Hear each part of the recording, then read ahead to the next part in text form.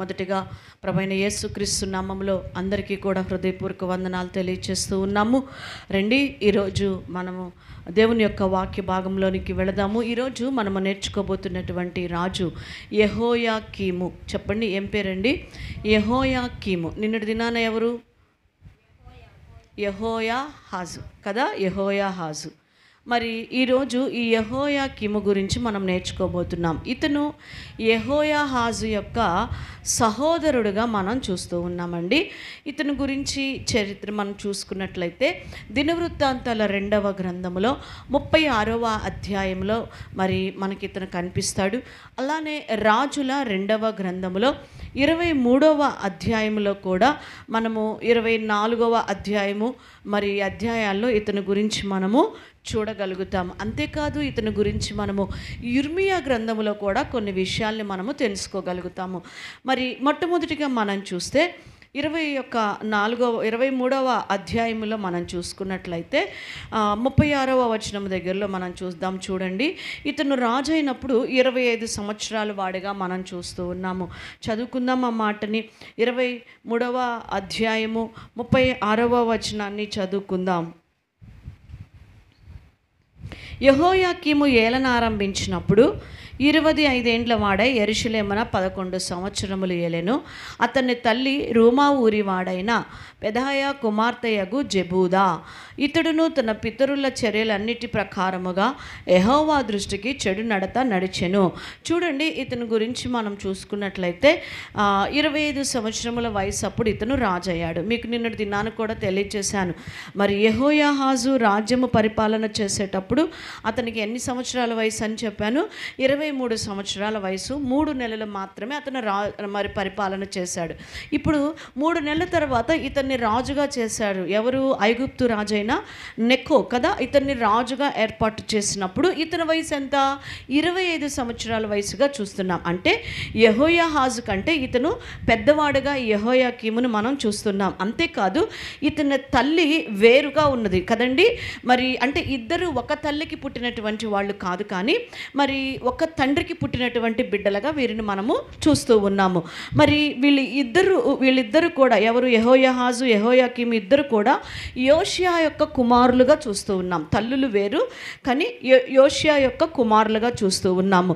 మరి ఇతని గురించి మనము చూసుకున్నట్లయితే ఇతను అసలు పేరు ఏంటి అని మనం చూసుకుంటే ఇతని అసలు పేరు ఎల్యాకీముగా మనం చూస్తాము. చూడండి, 23వ అధ్యాయములో 34వ వచనాన్ని మనం చదువుకుందాం.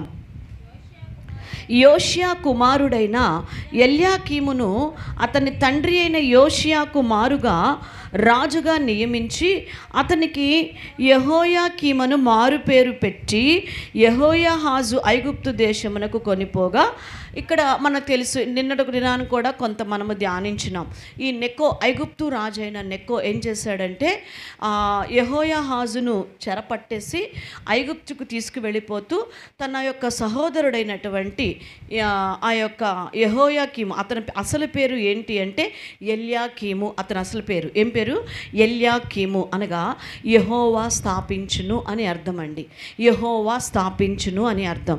అయితే మరి అతని పేరు కూడా మార్చేశాడంట. ఎవరు? ఈ యొక్క ఐగుప్తు రాజైన నెకో. అతని పేరు మార్చేసి యెహోయాకీము అని పేరు పెట్టాడు. అనగా యెహోవా స్థిరపరచును అని అర్థం వస్తూ ఉన్నది.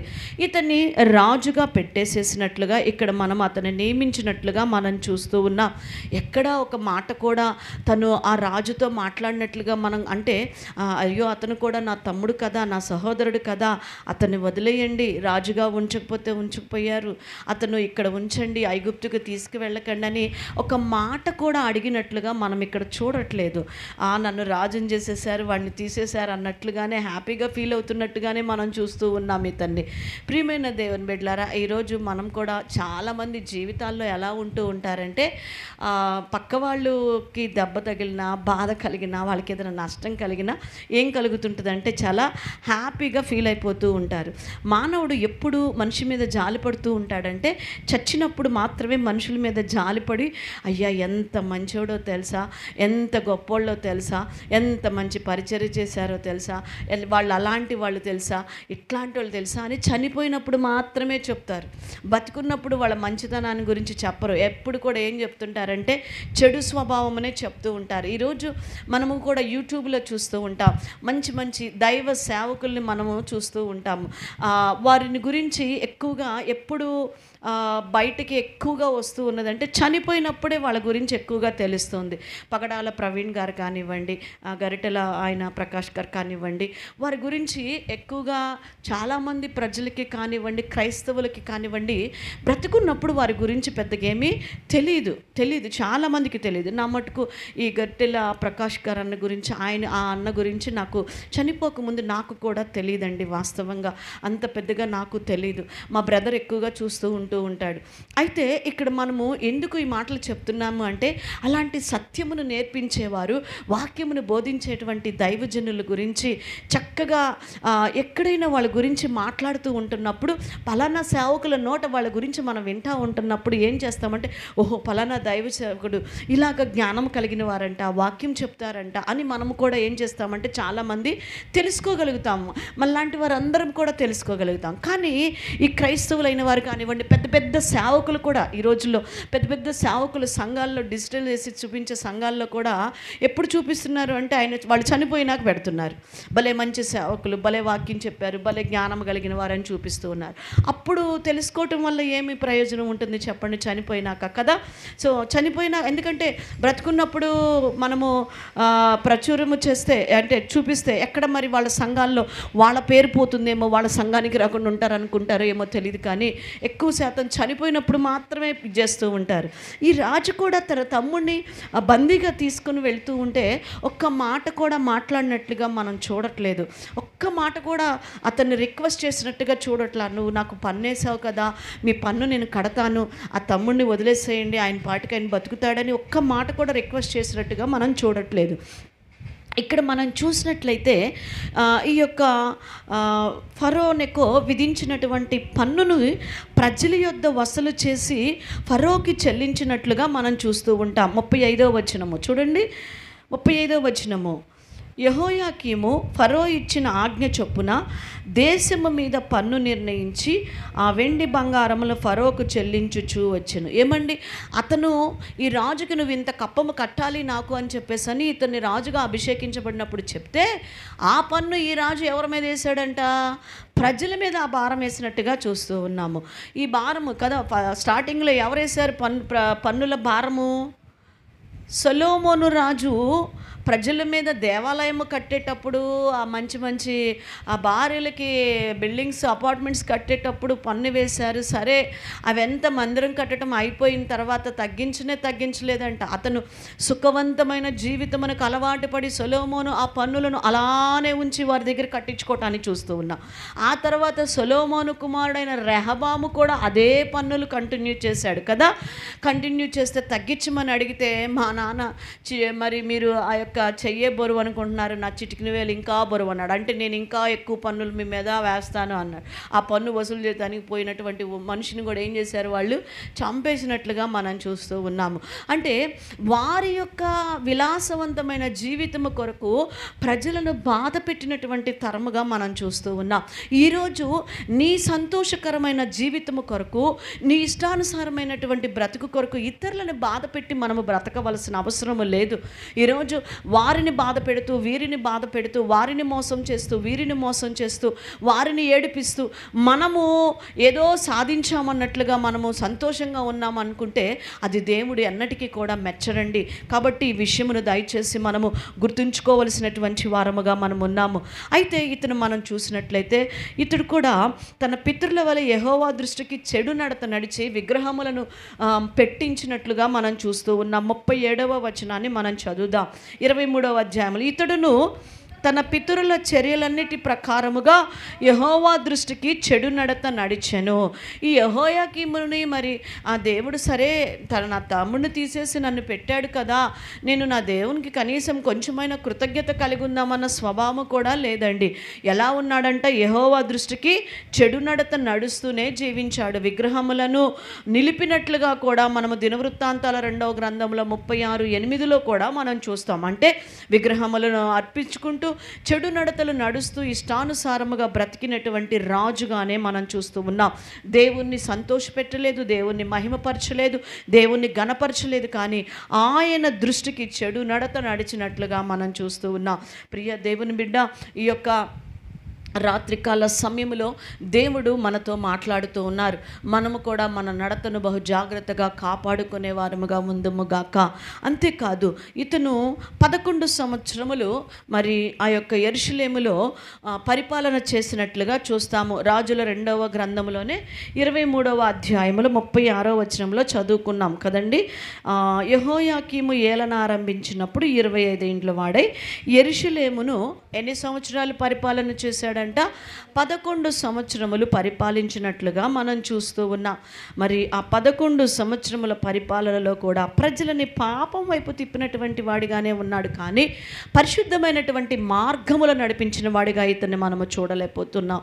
అంతేకాదు, ఇతని యొక్క దినముల్లోనే మరి చాలామంది రాజులు మరి యుద్ధానికి వచ్చినటువంటి ఆ సమయంలో బబులోను రాజు అనగా నెబుకద్నెజరు దండెత్తి యెరూషలేము మీదకి వచ్చాడండి.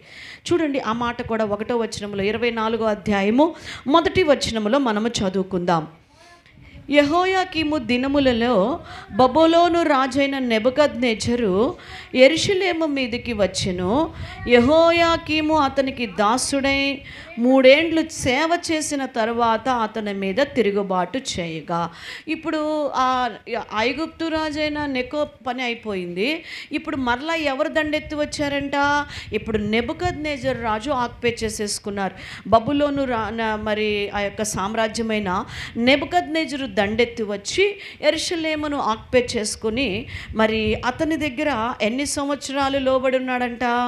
3 సంవత్సరములు నెబుకద్నెజరు మాటకి లోబడి తర్వాత అతను ఏం చేశాడంటే తిరుగుబాటు చేశాడంట అతని మీద. అంటే ఇంకా లోబడలేకపోయాడు, అతనికి నెబుకద్నెజరుకి లోబడలేకపోయాడు. మనకు తెలుసు, ఆ అధ్యాయాలు మీరు తర్వాత ముందు చదువుకుంటే నెబుకద్నెజరు చేతికి అప్పగించినది ఎవరు అంటే దేవుడే. ఇశ్రాయేలు ప్రజల తిరుగుబాటును బట్టి మరి వారు చేస్తున్నటువంటి పాపమును బట్టి దేవుడే ఆ యొక్క వారిని అప్పగించుచున్నట్లుగా మనం చూస్తూ ఉంటాము. ప్రియమైన దేవుని బిడ్డలారా, దేవుడు మరి ఇతను తిరుగుబాటు చేసినటువంటి వాడిగా నెబుకద్నెజరు దగ్గర మనము చూస్తూ ఉంటాము. మరి ఆ రాజు తిరుగుబాటు చేస్తే ఊరుకోడు కదండి. చూడండి, అతని మీదకి ఎలాంటి సైన్యమును వచ్చారో ఇక్కడ మరొక విషయాన్ని కూడా చదువుదాం. రాజుల 2వ గ్రంథంలో 24వ అధ్యాయములోనే 2-3 వచనాల్ని మనము చదువుకుందాం.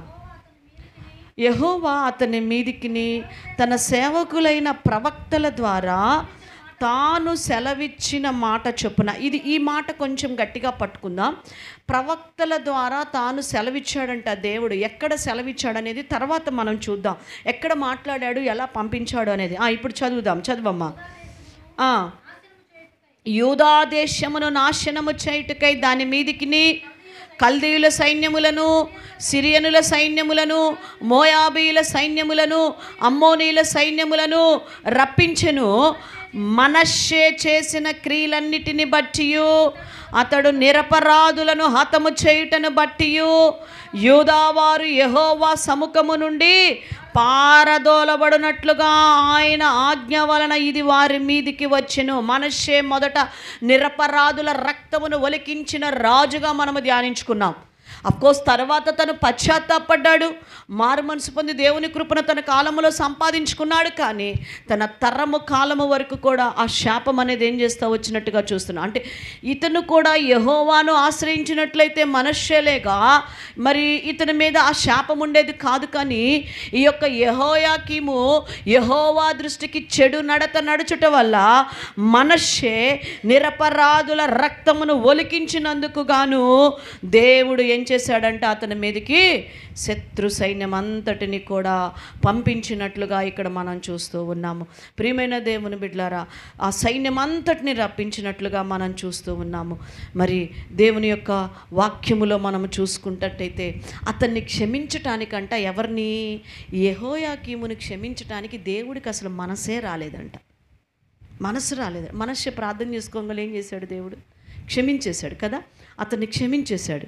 కానీ ఇతన్ని చూడండి, 4వ వచనం చదవండి. అతడు నిరపరాధుల రక్తముతో యెరూషలేమును నింపినందున అది క్షమించుటకు యెహోవాకు మనస్సు లేకపోయెను. ఏమండి, క్షమించే మనసు, ఆ విషయములో క్షమించలేకపోయాడంట దేవుడు. ఆ విషయం, నిరపరాధుల యొక్క రక్తమును ఒలికించినందుకు దేవుడు క్షమించలేకపోయినని మనం చూస్తూ ఉన్నాం. ఈరోజు అనేక మంది నిరపరాధులను చంపుతూ ఉన్నారు. క్రైస్తవులు అనబడినటువంటి దేవుని బిడ్డలని ఈరోజు మతము పేరట ఎంతోమంది చంపేస్తూ ఉన్నారు.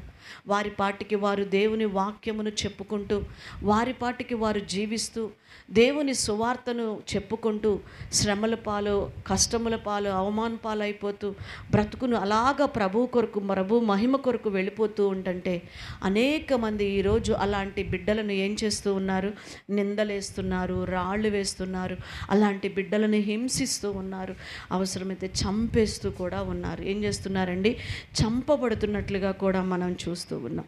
ఈరోజు చంపినటువంటి వారు సుఖంగానే ఉండొచ్చు. మనిషి ఆ రోజు చంపి బాగానే ఉన్నాడు, కానీ ఆ యొక్క అపరాధ భావం ఎక్కడ దాకా వచ్చేసిందంటే యెహోయాకీము దాకా ఏలుబడి చేస్తూ వచ్చింది. క్షమించలేకపోతున్నాడంట దాన్ని దేవుడు.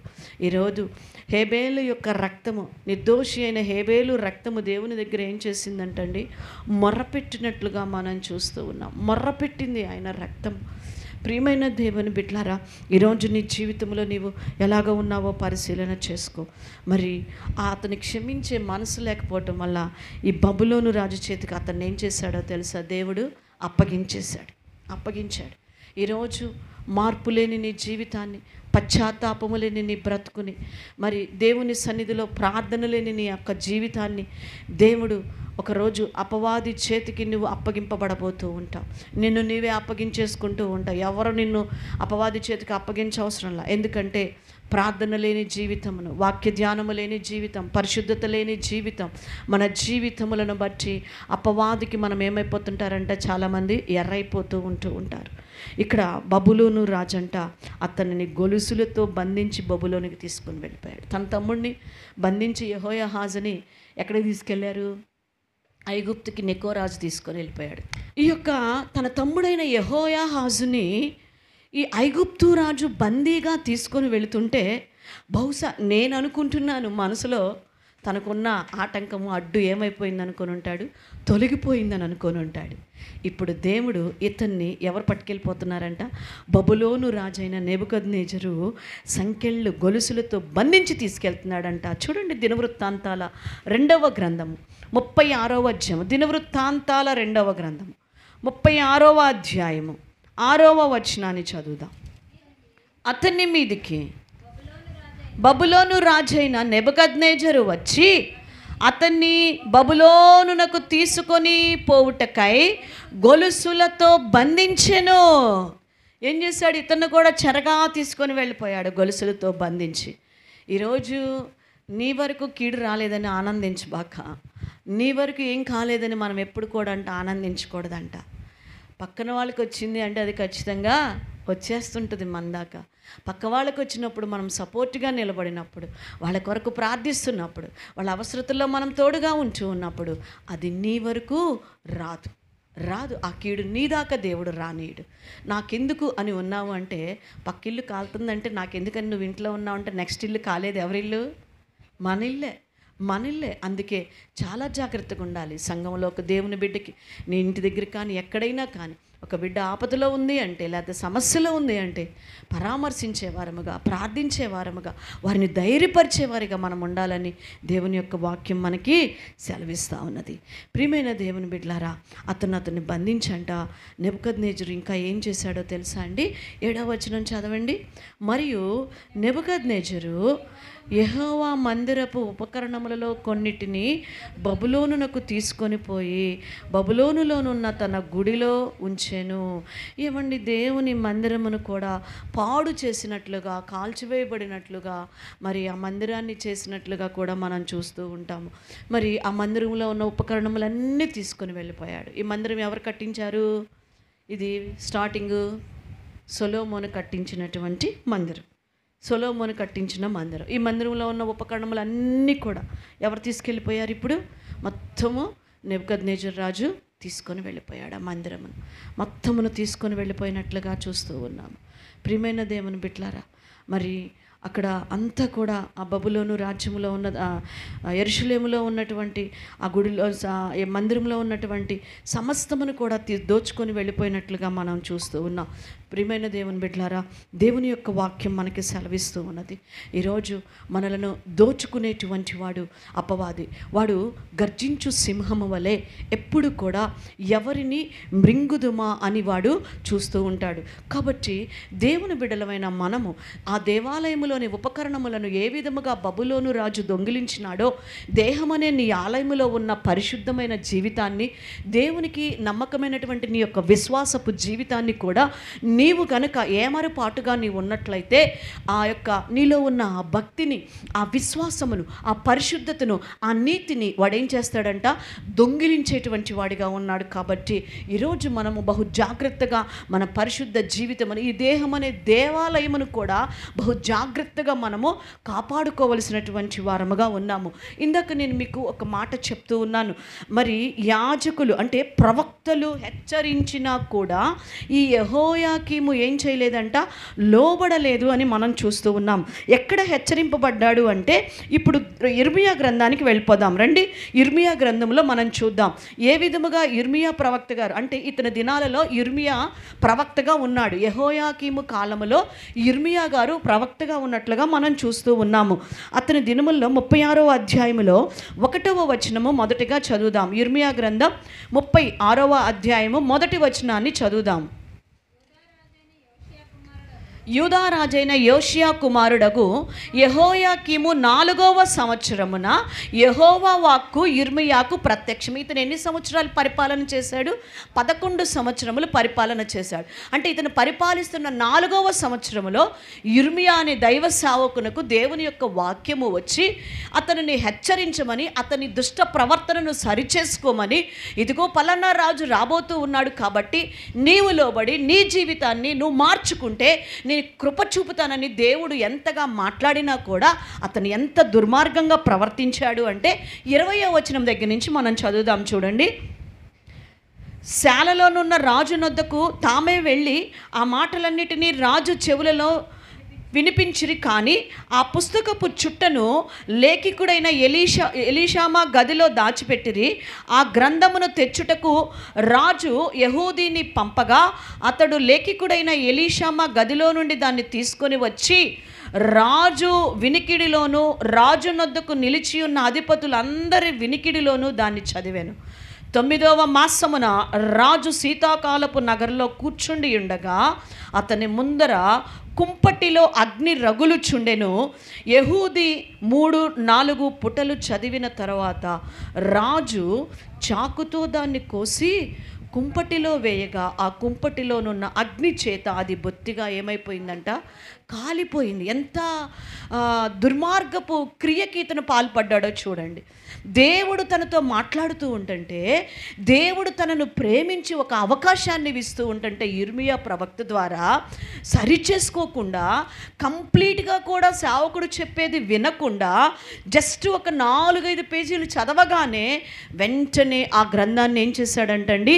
చింపేసి ఆ యొక్క కోసేసి అక్కడ ఉన్నటువంటి అగ్నిలో పడి కాల్చి వేసినట్లుగా మనం చూస్తూ ఉన్నాం. ప్రియ దేవుని బిడ్డ, ఈరోజు దేవుడు నీతో కూడా సూటిగా మాట్లాడుతూ ఉంటే, దేవుని వాక్యము నీ హృదయములోనికి తెచ్చుకోవటానికి బదులుగా ఈ వాక్యము నాది కాదు, ఇది పక్కన వాళ్ళతో మాట్లాడుతూ ఉన్నాడు, ఇది వారికి తగినటువంటి వాక్యము, వీరికి తగినటువంటి వాక్యము అని మనం అనుకుంటూ ఉన్నామేమో. అంతేకాదు, దేవుడు మనతో మాట్లాడుతూ ఉంటుంటే నా గురించే చెప్తూ ఉన్నారు, ఇంకెళ్ళకి ఏమి పని పాట లేదు అని దేవుని వాక్యమును హృదయములోనికి తెచ్చుకోకుండా విమర్శకి మనం అప్పగించేసుకుంటూ మనము ఇష్టానుసారంగా దేవుని వాక్యము విషయంలో నిర్లక్ష్యంగా మనం జీవిస్తూ ఉన్నామేమో ఈ రాత్రికాల సమయంలో పరిశీలన చేసుకోవాలి. యెహోయాకీము దైవ సేవకుడైనటువంటి యిర్మీయా గద్దించి పశ్చాత్తాప పడవలసినటువంటి తను గ్రంథమును కాల్చివేసిన భ్రష్టుడుగా మనం చూస్తూ ఉన్నాం. ఈరోజు దేవుని వాక్యము నీకు కూడా అలసైపోతూ ఉన్నది. వాక్యము విరివిగా అందించబడటం వల్ల, విరివిగా వాక్యము దొరుకుట వల్ల, ఫోన్ తీస్తే దేవుని వాక్యాలు, ఎక్కడ విన్నా దేవుని మాటలు వినిపిస్తూ ఉన్నాయి, టీవీల్లో దేవుని మాటలు వినిపిస్తూ ఉన్నాయి, మూలకొక చర్చి, వీధికొక చర్చి, వీధిలో 4 చర్చీలు, ఎక్కడ పడితే అక్కడ ఉండటం వల్ల దేవుని వాక్యం ఈరోజు ఎలాగైపోయిందో తెలుసా? చులకనైపోతూ ఉన్నది వాక్యం. దేవుని వాక్యము చులకనైపోతూ ఉన్నది.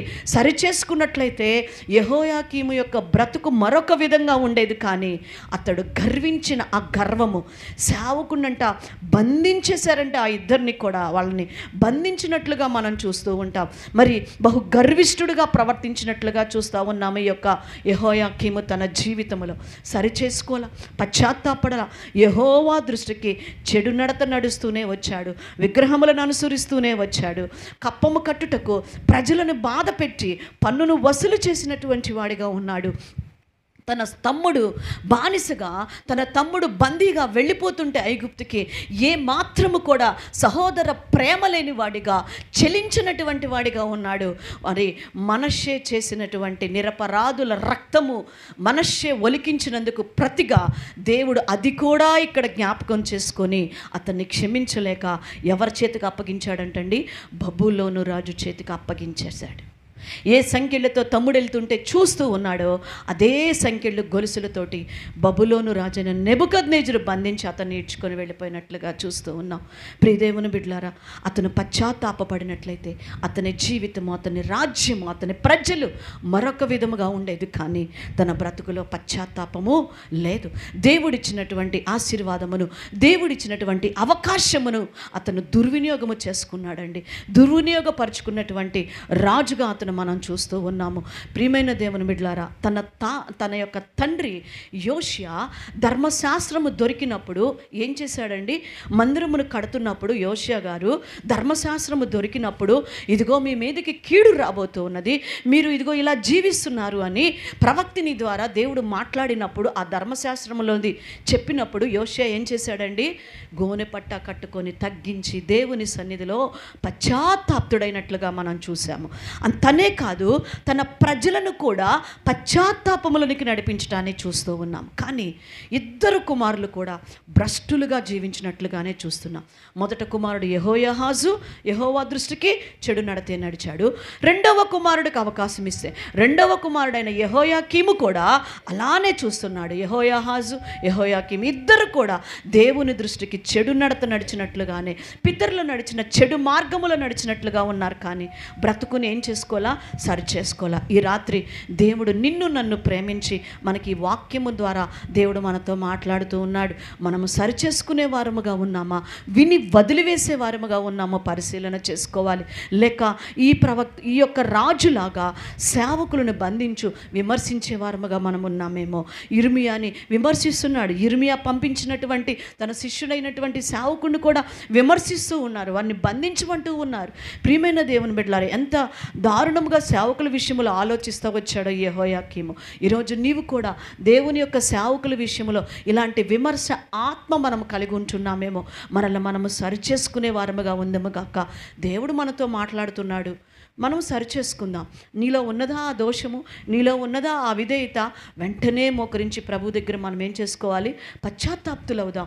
ప్రభు కనికరాన్ని మనం పొందుకుంటాం. అలాగా కాకుండా ఇదిగో ఈ విధముగా దేవుని వాక్యము నీ దగ్గరికి వచ్చినప్పుడు నీవు విమర్శించే స్థితిలో, ఎదిరించే స్థితిలో, మరి ఎదురు తిరుగుతూ లోబడని స్థితిలో ఉన్నట్లయితే ఈరోజు యెహోయాకీమును బంధించి సంకెళ్లతో తీసుకొని వెళ్ళిపోయినట్లుగా రేపు అపవాది నీలో ఉన్నటువంటి భక్తి జీవితమును, విశ్వాసమును పాడు చేసి చివరికి మనం కూడా ఎక్కడికి వెళ్ళిపోతామంట? లోబడని వాళ్ళం పాతాళానికి వెళ్ళిపోయేటువంటి పరిస్థితి రాబోతూ ఉన్నది. కాబట్టి మనల్ని మనం పరిశీలన చేసుకోవలసిన వారముగా ఉన్నాం. వాక్యము దేవుడు తన వినికిడిలో దీవించునుగాక. కళ్ళు మూసుకొని ప్రభు సన్నిధిలో ప్రార్థన చేసుకుందాం. ఈ రాత్రికాల సమయంలో దేవుడు మనల్ని దర్శించి మనతో మాట్లాడి ఉండగా ప్రభు పాదాలు పట్టుకుందాం. దేవుని యొక్క సన్నిధిలోనికి, ప్రార్థనలోనికి మనం వెళ్దాం. అందరము కూడా మోకరించి ప్రభు యొక్క సన్నిధిలో ప్రార్థన చేసేటువంటి వారముగా ఉందాం. హల్లెలూయా.